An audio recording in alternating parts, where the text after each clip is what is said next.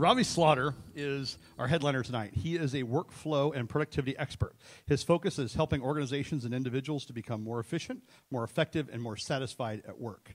Robby is a regular contributor to several regional magazines and has been interviewed by national publications such as the Wall Street Journal. He is the author of 4 books. His latest, The Battle for Your Email Inbox. Robby has been involved with Spark since the beginning. And tonight he brings something completely different to the Spark stage, sort of a question for us all. Let's give Mr. Robby Slaughter a big round of applause as he takes the stage.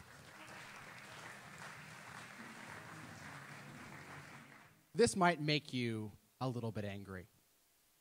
I might make you a little angry by asking you a simple question. And I love this question because it's easy to state and the answer is easy to understand, but the process of getting from the question to the answer almost completely defines every aspect of our modern society. So here it is. Is the economy better or worse than it was 8 years ago? Now, I love this question because you only need a few words to say it, but the possible answers to the question are right there in the text itself. It's either one or the other, and yet this question drives people up the wall. It makes them angry. It's one of a whole set of questions which has filled us with anger in our society. So where are we? What is the answer? Well, compared to 8 years ago, obviously, the economy is better, right? Unemployment is way down. The stock market is way up. The consumer confidence index is also increasing. Crime has gone down. Health insurance, more people have it now. We've had job creation almost every single quarter. The deficit has been decreasing. The national gross domestic product is going up and up. Even gas prices have gone from a high of $4 a gallon down to $2 a gallon. Of course, the economy is absolutely improving. How could this possibly be a question? Well, what happens if you look at some different data? The labor force participation rate is going down. That's the number of people who've decided to completely stop looking for work. Our typical household income is also decreasing.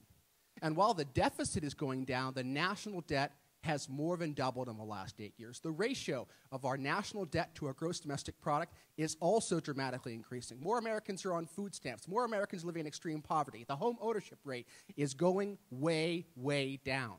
Our consumer debt is increasing. And not just individual consumer debt and personal debt, mortgage debt, student loan debt. Americans owe more money. And while the GDP is increasing, that growth has been anemic compared to the last few years. So maybe things aren't going so well.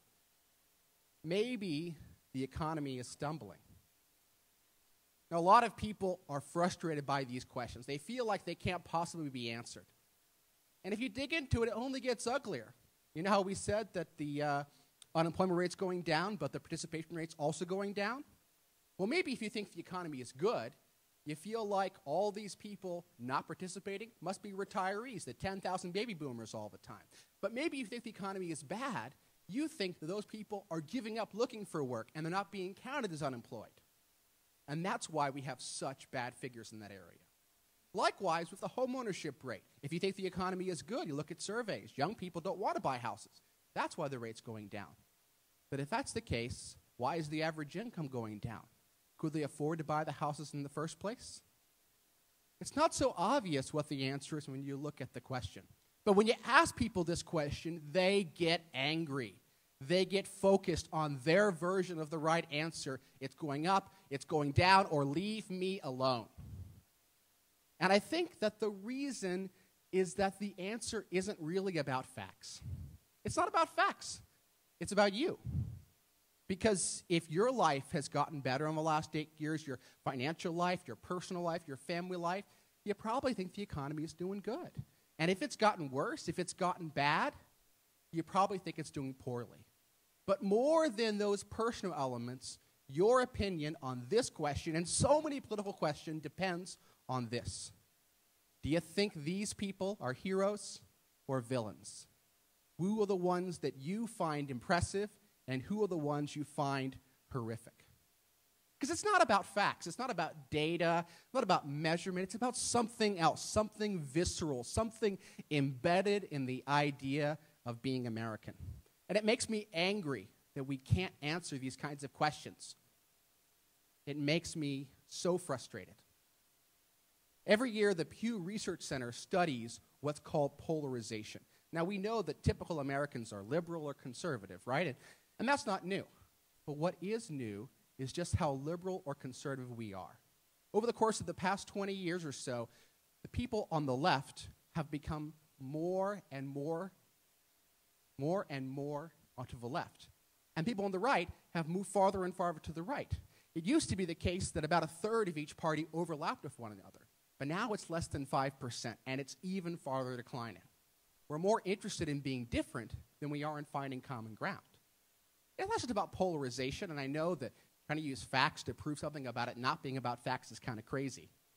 But it's really about these principles. Because we used to have a sense that we would respect other people. We know what these principles are. We know that people on the left, they want security, and people on the right, they want economic opportunity, and these principles play out to policies. These things made sense. We could see differences of opinion. We could compromise. But you know, it's not really about principles and policies anymore either. Because if it was, the folks on the left, the folks that believe in justice, that an impartial system should make decisions about who lives and who moves forward, well, they wouldn't be involved in killing thousands of people via drone strikes. And the people on the right who are interested in personal freedoms, in individuals making their own choices free of government intervention, those people wouldn't be so opposed to a civic decision. So it's not really about policies and practices. It's really about how far apart we are and how angry we get. So if it's not about these things or about facts or just about polarization, what is it about? Maybe it's about fear. Maybe it's about conspiracy. Now, I actually like this argument because if you look at the data, about half of all Americans believe in what you might call a conspiracy theory, that Elvis is still alive, that Princess Diana is still alive, that the KGB and the mafia worked together to kill John F. Kennedy. And people who don't believe these things, well, they feel like the rest of the world is kind of crazy. But the degree to which so-called conspiracy theorists are obsessive about their political anger seems similar to the way that other people are obsessed about fear and political dialogue. And of course, we all know that conspiracy theories are totally crazy and nutso, right? Except when they aren't. Because it turns out that the CIA really did run a mind control program in the 50s and 60s called MKUltra. It really happened. And it really turns out that the Republicans spied on the Democrats in the Watergate scandal, and it led to the resignation of a president. It turns out that the U.S. government really did tell black men that they were giving them medicine when they were letting them die in the Tuskegee experiments. And we really did get sent to war in the first Gulf War conflict on the basis of a false testimony from a young woman who turned out to be the daughter of the Kuwaiti ambassador. So sometimes conspiracies and fear turn out to actually be true. But it's not as if our two sides are the fear and don't trust the government versus trust the government camp. It's not as if it's that simple either. After all, the two major party candidates have basically the same message. And that message is, I know what I'm doing. Now, sure, they have radically different approaches and proposals, but they're saying we should trust them. So why is it so hard for us to have these conversations? Why are your Facebook walls filled with anger? Why are the airwaves people going crazy about these issues? Why are we questioning the future of our country? Well, I think that maybe it's because the way we approach political dialogue is different than any other kind of conversation. You know, we get excited about sports and entertainment and art and whatnot, but we take political questions right into rioting before we take time to think about them and understand other people. And I think the reason is that our political dialogue consists of these kinds of absolute statements. Now, none of these things are right. They're all nuanced. They're all things that you really can't say in a black and white way. They're all sort of shades of an idea. But our truth has become about these absolute statements. And in the end, the entirety of our political dialogue has become this. This is what we see. This is what we predict. So what was the question again? Oh, yeah, that's right. It was, is the economy better or worse?